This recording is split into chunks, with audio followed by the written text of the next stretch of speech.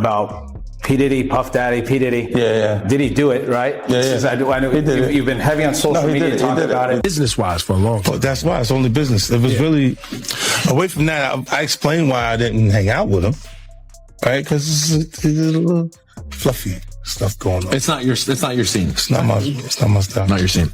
They hug you from the front and the back at the same time. Exactly. I got uncomfortable with him because the way he was acting to try and get me to hang out with him was like, yo, I'll take you shopping. Like, and I'm like, what you mean?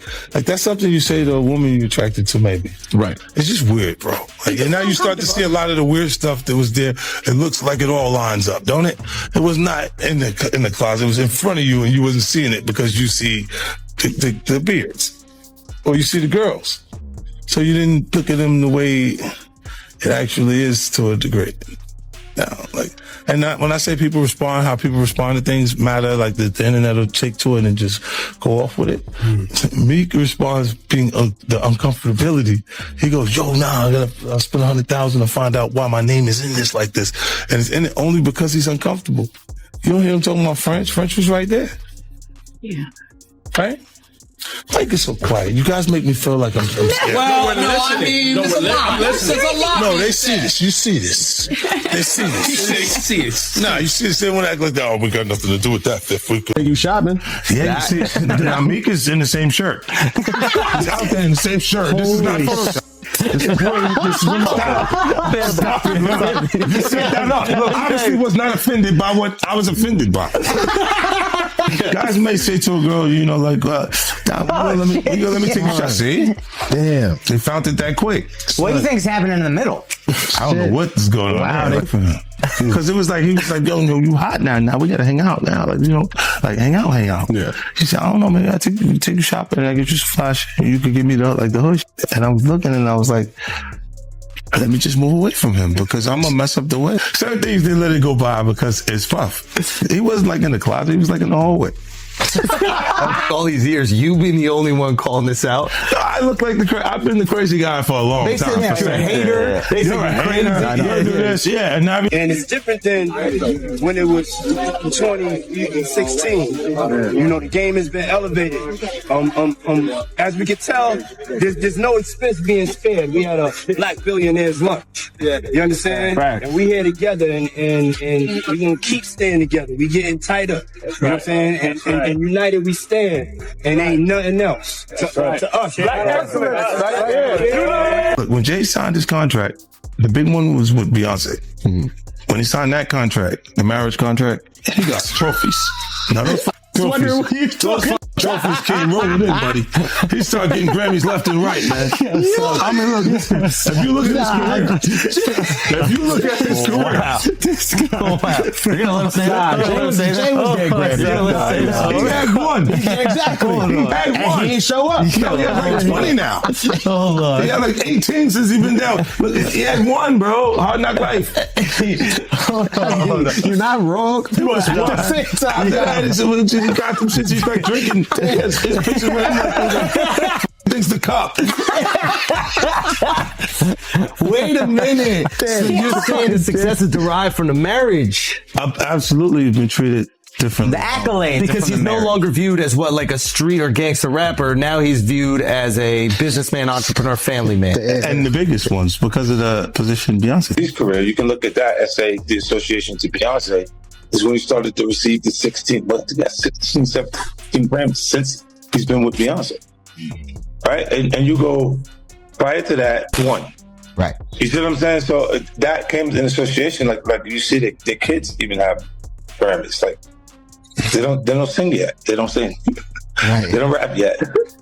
And they already have Grammys and shit. So it's like they give them this trophy so we always anti-Diddy and was always speaking about Diddy as a problematic person was 50 Cent.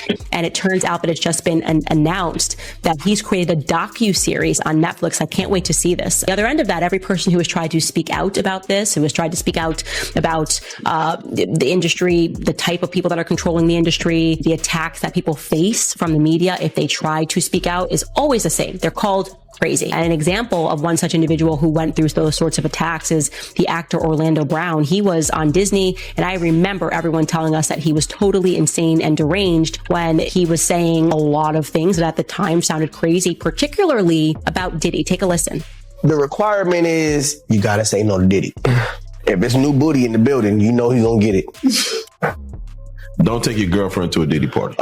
You can take but he won't you. Diddy, to me, is the fall guy you're still seeing. You better believe it. Shout out Def Jam, be the best. You know what it is. It's 2010, baby. It's the takeover. I'm going in. Happy New Year to the whole planet. God is the greatest. Real talk. And you know, I mean, if there's anything that somebody can say better than that, I'm all ears. But with that being said, continuous blessing to the whole entire universe. Diddy and Ross, which they good buddies, okay? They're gay. Who? Both. Diddy and Ross. And Khaled. They're all gay, okay? DJ Khaled, Rick Ross, and P. Diddy? Yeah. They all gay? Yeah. Gotcha. All right. Khaled is a Hamas supporter. Okay? Who supporter? Hamas. Yeah. Sorry, I said it wrong. No worries. Hamas supporter, okay? Right. I had sex with Cassie and Sean. Basically, he would masturbate and tell me what to do with Cassie. I had like 15 encounters, and I heard a lot. Hidden in plain sight. It's hidden. I think I see what you're saying. Okay, how do I know this? Yeah, that's what I want to know. How do you know this? New accusations of human trafficking as he awaits his federal trial. In a civil case filed in Florida April 1st, Joseph Manzaro alleges, according to court documents obtained by E! News, that he was drugged, transported against his will, and sexually maimed as a victim of a coercive and organized criminal enterprise facilitated by Combs and others back in 2015, and named celebs such as Beyonce, Jay-Z, and LeBron James as witnesses in the lawsuit. In his filing, Manzaro says the alleged events took place in April 2015. He states that he lost consciousness after feeling a, quote, greasy substance resembling Vaseline as he opened the front door to his home, after which he says he was transported to another residence, where an associate of Combs allegedly told him that the music mogul wanted him brought to a freak-off event. Manzaro alleges in the suit he was secretly transferred to the music producer's home through a concealed tunnel allegedly connected to Gloria Estefan and Emilio Estefan's Miami property. He alleges that upon regaining partial consciousness, he found himself inside a large party area upon information and belief that it was a birthday party for Combs' then 17-year-old son Christian Combs. There, he was allegedly forced to appear in a penis mask. The lawsuit states, Jay-Z and Beyonce Knowles Carter were seated in the room, and upon seeing Manzaro, Beyonce Knowles Carter asked, "What's this? What's this all about? Why is this half-naked white man with a penis mask standing here in front of me?" Manzaro alleges in the lawsuit that he was then forcibly paraded through multiple rooms filled with people who were jeering and taunting him. High-profile individuals, including Jacob Arabo, Jay-Z, Gloria Estefan, LeBron James, and Beyonce Knowles Carter, are identified as witnesses due to their presence or knowledge of the events surrounding the freak-off orchestrated by defendant Diddy. Wow. And freak off, of course, is something that we've heard many times before, both in Combs' criminal case and other civil cases, to describe these prolonged sexual episodes, usually with sex workers. But Manzaro is suing Sean Combs. He is suing a man named Eric Mejias. He is suing Brendan Paul, who's been described in another lawsuit as Sean Combs' drug mule, Emilio Estefan, who is married to pop superstar Gloria Estefan, and Adria English, who filed her own lawsuit against Sean Combs, claiming she too was a victim of sex theft. By the way, it's interesting he's not suing these other celebrities that I mentioned, like Jay-Z and Beyonce and Gloria Estefan, possibly because he doesn't believe their alleged liability amounted to a civil claim, but seems to want to call them as witnesses at a trial, although I have to imagine they will do everything in their power to quash any subpoena should this case progress. What's real and what's true, you know? And I've been seeing y'all memes and stuff. You be making memes. I see the memes. I see them now. Some of that stuff is funny. Some of it's funny. But I haven't addressed any of this publicly, but I just want to say this very clearly.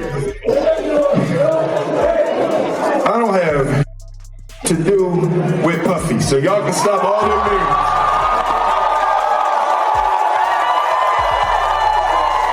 I can stop all of that. I ain't been nowhere near no damn freak off. Listen, I do enough of my own. Don't be putting me in other people's. I ain't been nowhere near that man. I ain't did none of that stupid. So whenever y'all hear it, if somebody say that, it's a damn lie. I don't even like baby oil.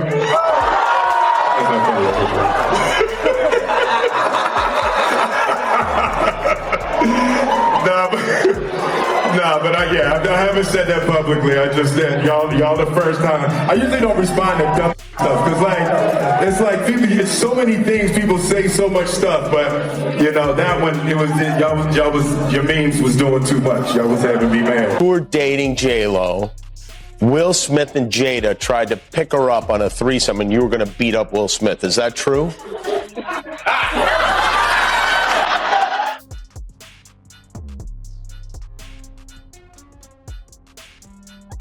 You really heard that?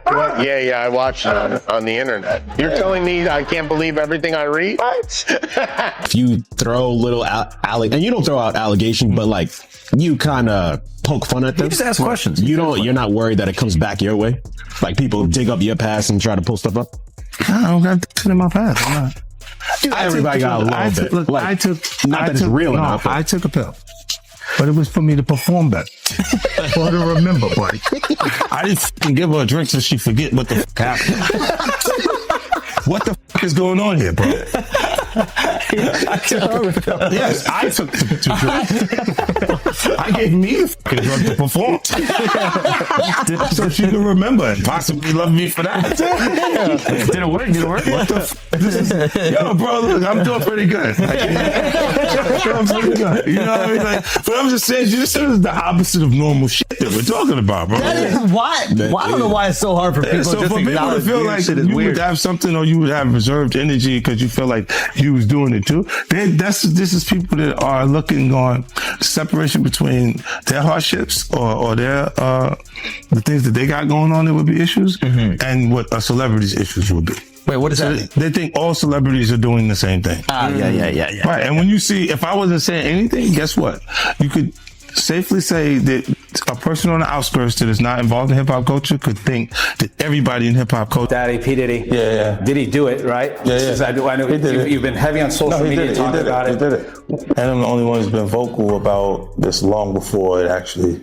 Oh, you've been saying this for a long time now. And then no one was, they're just, why is he saying this? And now it's coming out like crazy. I mean, but I also didn't participate. I also didn't go to those parties. Yeah. So a lot of the celebrity culture that you don't hear saying anything is because they participated to a degree.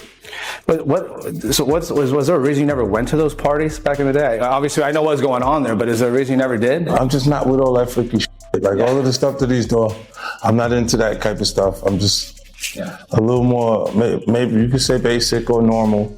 You go to the 90s, and Kiki D said he paid him to kill Tupac. Yeah.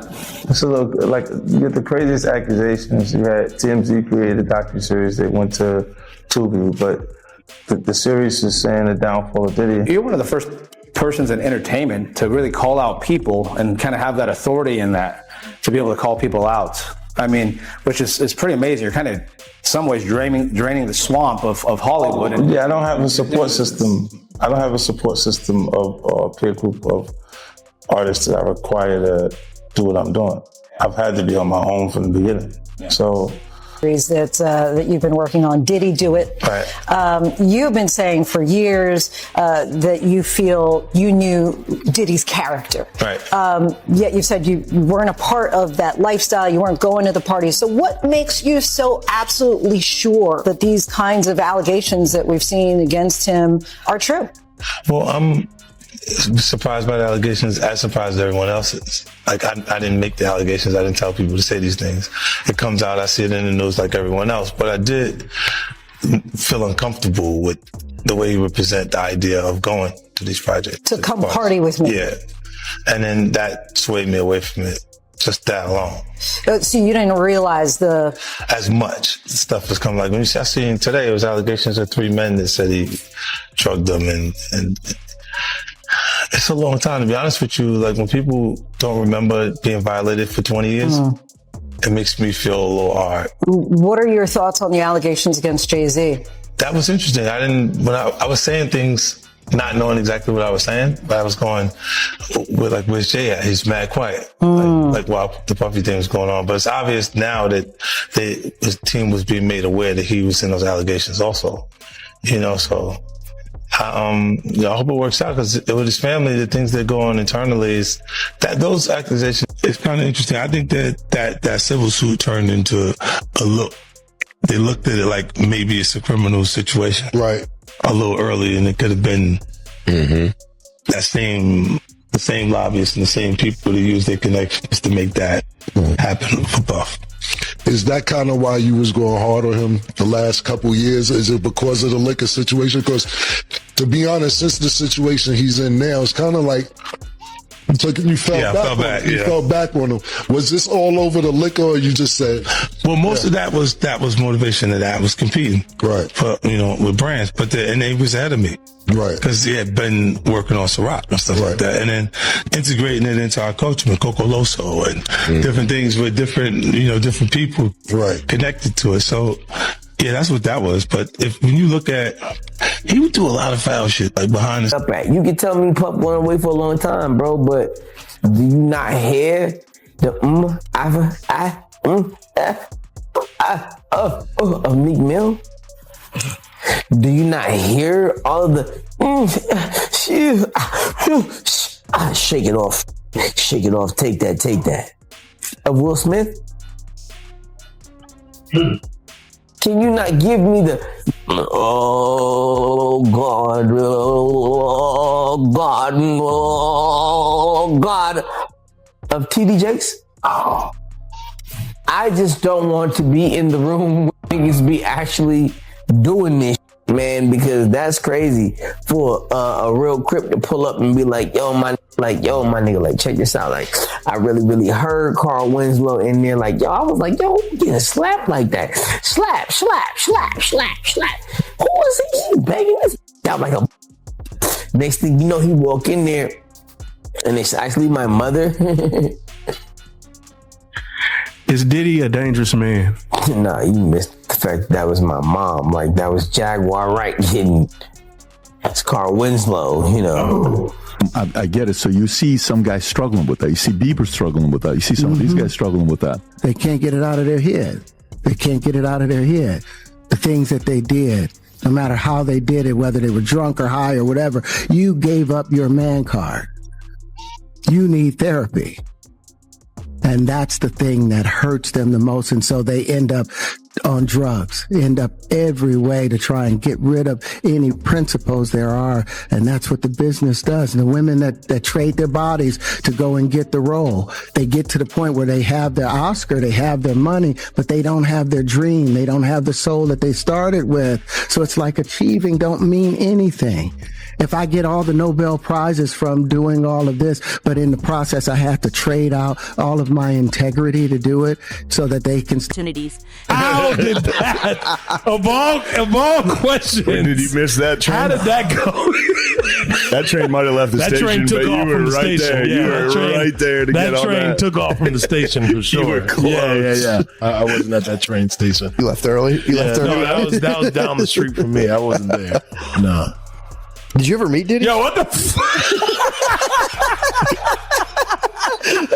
Bro, yo, I forgot you He's actually like, might have. I've seen pictures with you. That is currently moving through the courts. More about what we know of Dr. Dawn Hughes. So it's in an exhibit that was filed in this case, and it's called Disclosure as to Expert Witness Dawn M. Hughes, PhD, ABPP. Dr. Hughes is a clinical psychologist and a board-certified forensic psychologist and a leading expert on sexual abuse, interpersonal violence, victimization, and traumatic stress. The following includes the anticipated opinions the government expects Dr. Hughes will offer regarding sexual abuse and victim responses to sexual abuse, coercive control, coping strategies during and in relation to sexual abuse, delayed disclosure, and memory of sexual abuse. Quote, the government expects that Dr. Hughes will testify about coercive control as a tactic of victimization, i.e. the state to process of becoming a victim, and a strategy to gain dominance across a spectrum of relationships. Coercive control often includes a variety of physical, sexual, and/or emotional tactics that together function to control the victim. Allegations implicate dozens of unidentified witnesses and alleged co-conspirators around the world, and some of the key witnesses to the supposed incidents are dead. Basically, meaning how can we defend against it?